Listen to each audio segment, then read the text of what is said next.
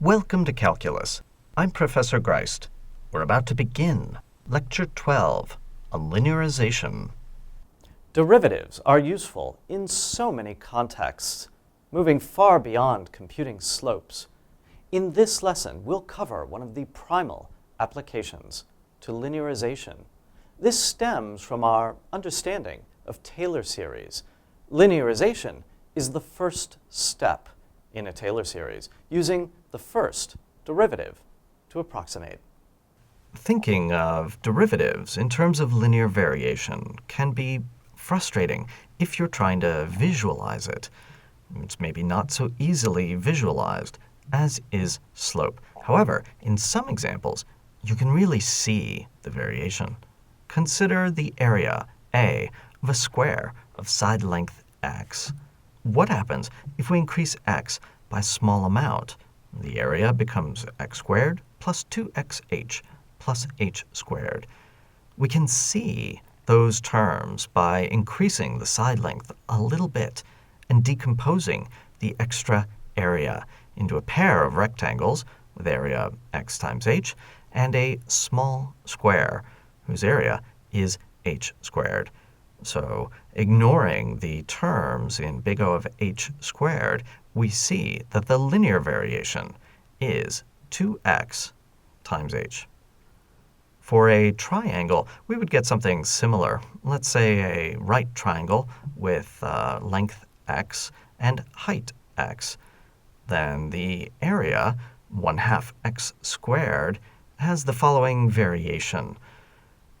A of x plus h is 1/2 x squared plus x times h plus 1/2 h squared.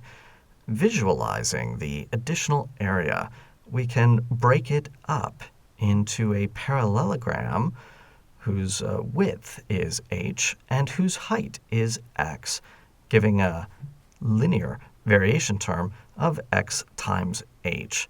The leftover material is in big O of h squared. Lastly, for a circular disk of radius x, we have that the area is pi times x squared. What does the variation look like in this case? A of x plus h is pi x squared plus 2 pi x h plus pi h squared. That means if we increase the area a little bit, then the first order term has area 2 pi x times h. But then you've got this leftover higher order term. How does that work? That's a little harder to see. It's maybe a bit easier if you approximate the circular disk by a regular polygon with many sides and extend those sides out to a height of h. Then you see that there are a number of small triangles left over whose areas will add up to that of a disk of radius h in the limit as the number of sides is going to infinity. These first-order variations are the basis for doing linear approximation. For example, let's say you want to estimate the length of a banister for a staircase. If you know something about the dimensions, let's say it's 13 units across and 9 units high, then that length would be square root of 9 squared plus 13 squared, or the square root of 250. Let's say you want to come up with an estimate for that. I don't know what that exact number is, and let's say I don't have a calculator. Well, I could consider the function f of x equals square root of x. And I do know what the square root of 256 is. So that's 16 squared. To get from there to 250, I could use a value of h, a perturbation of -6, so that from a Taylor expansion, f of 250 is going to be f of 256 plus, well, the derivative evaluated at 256 times the difference, times h, -6. All other terms in the Taylor expansion are of higher order. Well, let's see, square root of 256, that's 16, minus 6 over 2 times 16.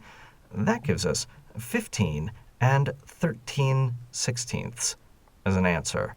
And that's not so bad of an approximation. That's about 15.8. The true answer is the same up to the first 3 digits. So in this case, linear approximation works pretty well. Consider a different example. Let's try to estimate pi raised to the 20th power without using a calculator. Here's a hint. If you look at pi squared, that's pretty close to 10. It's roughly 9.86. I'll let you do the math without a calculator to verify that one fact.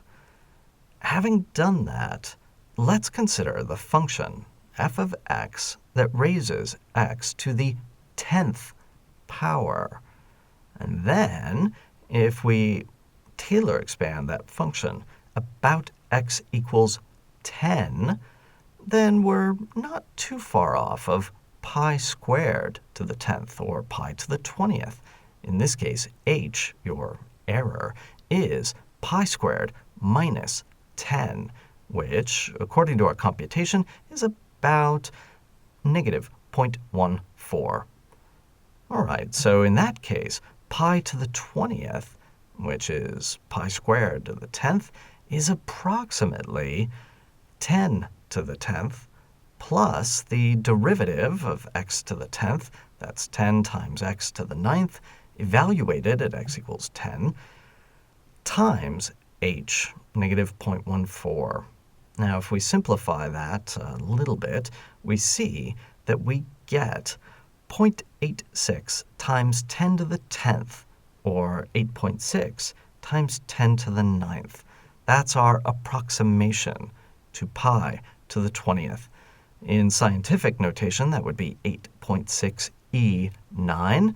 The true answer is approximately 8.77 E9.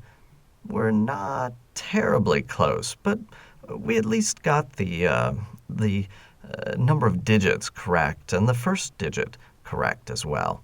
We're within 2%. Now, I can hear you wondering why we don't simply use a calculator. But what is the calculator doing? How does the calculator compute a number? Well, the calculator is using linear approximation as well, often through the following algorithm. Newton's method is an algorithm for finding the root of a function, f of x. The first step in this method is to guess. Pick some value, let's call it x, where we can compute the function and its derivative. Then, let's say that the root is nearby at some value x plus h for some h. We're going to linearize f at x to get f at x plus h equals f of x plus f prime at x times h plus terms in big O of h squared. Ignoring those terms and approximating, we can solve for the root. Set that equal to 0 and solve for h. And that gives us minus f of x over f prime at x. Now h is not the root. X plus h is the root. And so we get the following formula.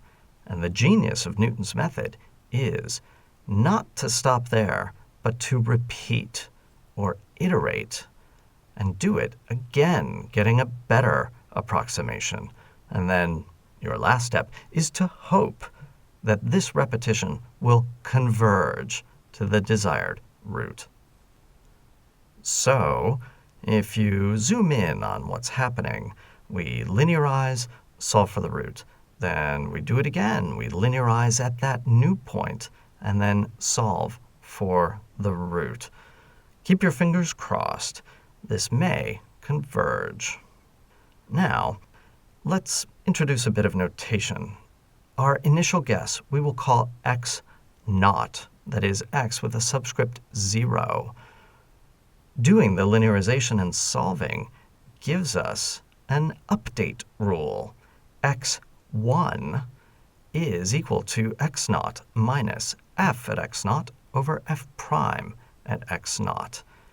And the repetition gives us a sequence of points x sub n, where the next term in the sequence, x sub n plus 1, is given by x sub n minus f of xn over f prime at xn. This is Newton's method. Now, hopefully, it converges. Let's consider the problem of trying to compute the reciprocal of a number, a. 1 over a can be realized as the root of f of x equals a minus 1 over x. What would it take to compute that root? Well, the derivative of this function is easy to compute. It's 1 over x squared. And taking Newton's update law, substituting in for f and f prime, and doing a little bit of simplification, gives that x n plus 1 equals twice xn minus a times xn squared. What's remarkable in this formula is that there's no division involved, only multiplication and subtraction. So let's fire up the computer and see if we can't solve this for a value of a equal to e, 2.71828, etc. We'll make an initial guess of x naught equals 1/2.